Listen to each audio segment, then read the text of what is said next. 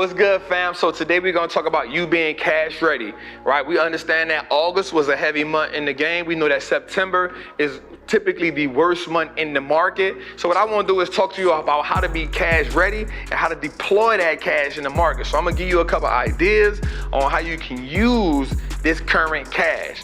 So before we get into this video, man, I want you to I want you to subscribe to the channel, right? I want you to also look in the chat and tell us how we can help you with this video or other videos, but also be mindful, there gonna be some people in there talking to you about crypto, like hit us at WhatsApp. Y'all saw that catch just now? Boy!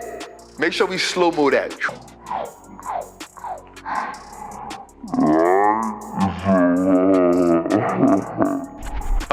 They're gonna have some people in the chat talking about crypto and WhatsApp and all that. That ain't me, man, right? So let's get to it, man. So we know right now that Warren Buffett got like $200 and something billion in cash on the side, right? And so we understand that he sold some of his Apple, he sold Bank of America. Now, most people are getting on fire. Like, what is Warren Buffett doing? Why is he doing this? So there's multiple reasons why this can be happening. He could be thinking that something amazing is something, about the market is about to go on sale. And there's definitely always that risk there. And what I like to tell people all the time is don't move like Warren Buffett moved, because he's playing with a whole lot more money than we can ever imagine. And by time they show you what he's done, you already a month late. I want you to understand this. By time, because they look at something that's called a 13F, right? By the time they tell you what happened here, you're already a month behind on what Warren Buffett already doing. So you're trying to play catch up. So you late. That's why the first thing you got to do is have a investor identity. All right, so the first thing you got to have is an investor identity.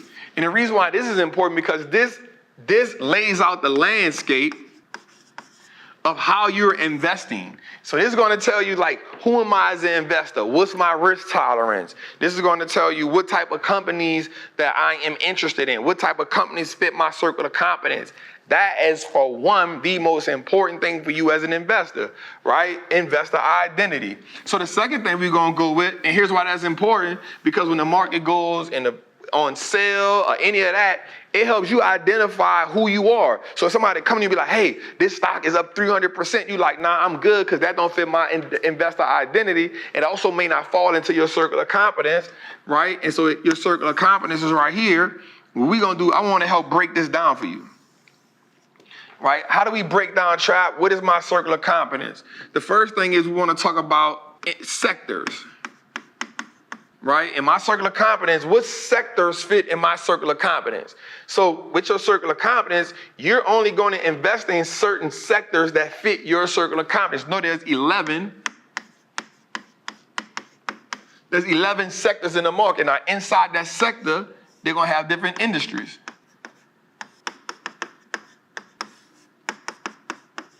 So think about it. If you use the financial sector right here, what you got in there? You got insurance. You got wealth management. You got banks. You got credit. You got regional banks. So all of these things fall under that. So one of the first things is we're going to put on our investor identity is what are the sectors, right? What are the sectors that we like? This is our circle of competence right here. Right? So we only want to invest in this circle of competence. Next thing we got to understand is, based on all that, like, what are our don't likes? Why is this important? So we can know what we stand away from no matter what the opportunity is. Right? What the opportunity is. Next, what we're going to understand is, watch this.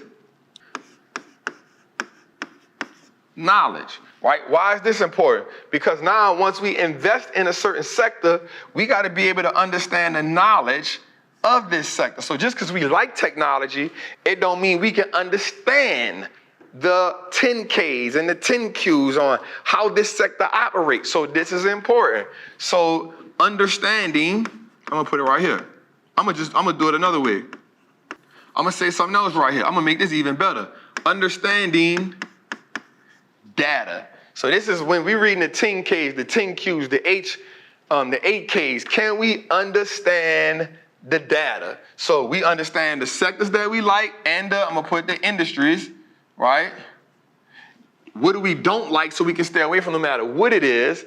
And then the data. I only invest in companies where I can understand the data. If I can't understand the data, even though I like it, guess where it go at? Too hard box. It go in a too hard box because anything that you do not understand, that you invest in, you automatically make yourself handicapped. You already put yourself as a handicap because you don't understand that industry. And the next thing is, I'm gonna put this, money applied. So why is this part of our circle of competence? Because we need to know how much money we are applying. So we only invest in things that align with our circle of competence. Sectors and industries, do I understand the data? What are my don't likes? And then how much money am I applying? Right, so initially for me, and I'll say this, initially when I first started investing, my goal was always to buy 5 shares. I was like, yo, if I want to buy 5 shares, that's my goal. Every time I buy, before I move to another stock, I need to buy 5 shares. So now I know how my money is being applied. And then I graduated, now I want to buy 10 shares. Then when there's 100 shares, now it's 1,000 shares. Right, I need to own 1,000 shares. Well, now I can say it's probably 2,500 shares because I own 1,000 of everything I have. I own 8,000 NVIDIAs, but that was because of a stock split. Right? So we want to ask ourselves like money applied. So my goal was every stock I had. So it was Apple. It was, let's say NVIDIA, Google, Goldman Sachs, companies I like. For me, it was, it went from 5. So, I want to own 5 shares before I move. And then it was 10. That's how I was building my portfolio out. Right? So it's investor identity. And then you understand your circle of competence. These things are important. So, Trap, how does that help me with my money on the side?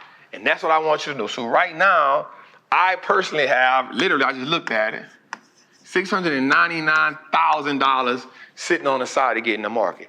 I want to deploy this. I need to deploy this. And if you go look at my last, I got to see when we put that. Maybe it's this one or the next video we're going to put up about the portfolio. You'll see I have $699,000 on the side. And I took that out from selling positions because I wanted to get in cash so I can take advantage of that quiet winch, so I can take advantage of that because like late September, early October, I'm going in. And so what I want to do is I want you to create a watch list. And on your watch list, I want you to create your starting 5. And then I want you to put your 6 man. Now, out of all the companies you have, what I want you to do is, let's say you got 5,000 on the side. Let's say you got 10,000 on the side. Let's say you got 3,000 on the side. I ain't kicking nobody. Let's say you got 1,000 on the side. All right, let's say you got 1K on the side. So what I want you to do is say, what's my top 5? My top 6.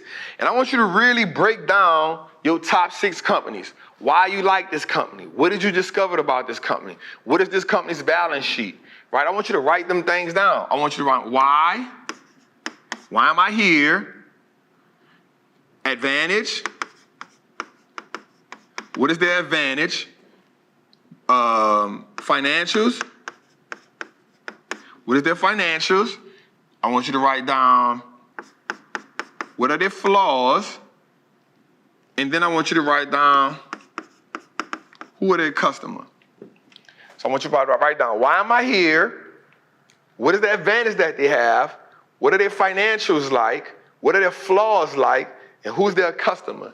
And I want you to break down, and that's how you add your top 6. Out of all the companies you like, so this is going to take time. And here's the thing, don't just put nothing up there. Like, what is your top 6 companies? And what I want you to do is go down. So let's say right here you might have Tesla. Then you might have, let's say, FICO. Then let's say you have EME. Then let's say you have Crocs. Let's say you have Apple.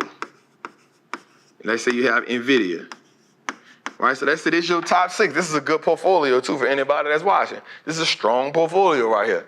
So what I want you to do is now take your money from the side and say, okay, how many shares of each one do I have? So if you got $1,000, you say, yo, which one am I putting my the whole 1,000 in?